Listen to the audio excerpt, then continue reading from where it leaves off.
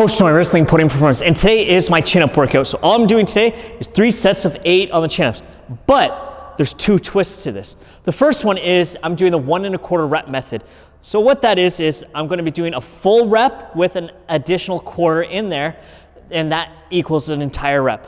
So with this, I'm going to start at a full hang, pull myself up a portion of the way up, about a quarter, go back down to a full hang, and then finish the rep going all the way up. So that's 1. It doesn't count until my chin is above the bar. When I'm doing the 1 1/4 rep method, a lot of times, especially on a pulling exercise, so that's chin-ups, rows, curls, we're weakest at the end ranges. So here, I'm going to start that extra quarter being at the bottom so that I can work on the strength in that first initial part of the pull, so that I'm already gaining a little bit of momentum as I get to the top. Most people, when they're weak in the bottom, they run out of energy, momentum, and strength by the time they get to the top because they spent so much effort just breaking inertia, just getting out of the bottom half of the movement. So here, I'm adding that extra time under tension in the bottom range to help alleviate that issue when I start going a little bit heavier starting next week, especially on chin-ups.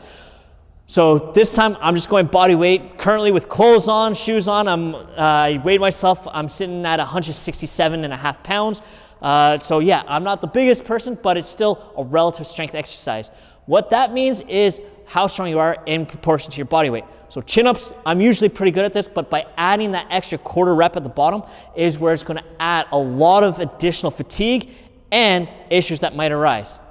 The second twist to this is I'm going to be using the Prime Fitness USA rotate handles.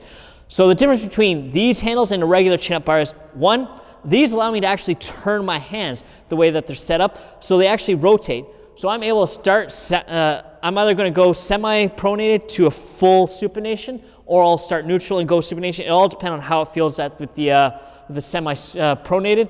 I'll be going relatively shoulder width grip. So if you take a look, as I'm going to put up on the screen right now, these handles are also designed a little differently. They have a different handle design altogether, and this allows for the grip to be less of an issue because it kind of holds into the actual hook of your hand when your hand is hooked around the handle.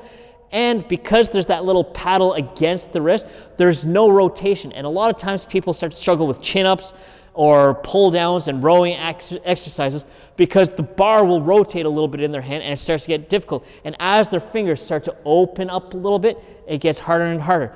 For me, I'm doing this with this handle, not necessarily for that issue. Grip's not my big issue. I'm doing it so that I can actually get that rotation, so that I can add some supination in there, get a little bit added arm work involved as well. So as I'm doing this, I'll do the voiceover of it, of what it kind of felt like as I was going along, and you'll see if I actually get through these. I don't know if I'll get all 3 sets of 8 with only 60-second rests in between. So let's hop into this and have some fun. All right, so starting full hang, a little bit semi-pronated there. And I can't quite get these handles to fully rotate to being fully supinated as I'm pulling.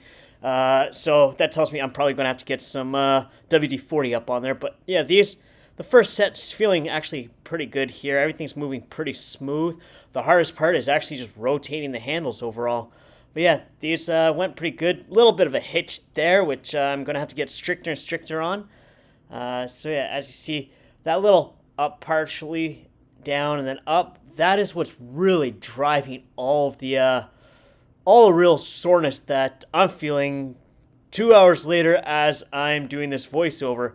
The actual just regular pull-up part, not all that difficult, but adding that extra little bit at the bottom range is really tough. And as you can see, I had to take a little pause there before finishing. And now on to this last set. Here I'm only starting neutral gripped. I just couldn't get the handles to rotate anymore, and they were squealing pretty loud like steel on steel, so that's how I know I got to lube them up a bit. But yeah, these, as you can see, I'm having to hitch the knees a bit. Shows these are beating me up, but good. All right, that's everything for today's workout. It was actually pretty tough, especially on the second and third set once I got to rep 6 on both. And on the last set, once I got to about rep 5, it really kicked in pretty tough. So that's the great thing about the 1 1/4 rep method. You don't need as much weight, you don't need as much volume overall because you're adding so much more time and attention in the lengthened portion where you're typically going to be the weakest. On squat the other day, the bottom range is the weakest. Here, the bottom as well as the top range. One thing I noticed was when I was getting to the top, it started to get tough again. So I'm probably going to work something in my next training cycle where I'm specifically working that shortened range as well. But yeah, that's all for today. My post-workout is going to be the usual: a scoop of AT Labs grass-fed whey, a half scoop of the Green Center's whole food mix, and 5 grams of creatine monohydrate from Clean Athlete. If you want to get 10% off an order from AT Labs, go to the link in the description below, atlabs.com, and use code RISLING10 at checkout. That's RISLNG10 at checkout, and this is good in both Canada and the US.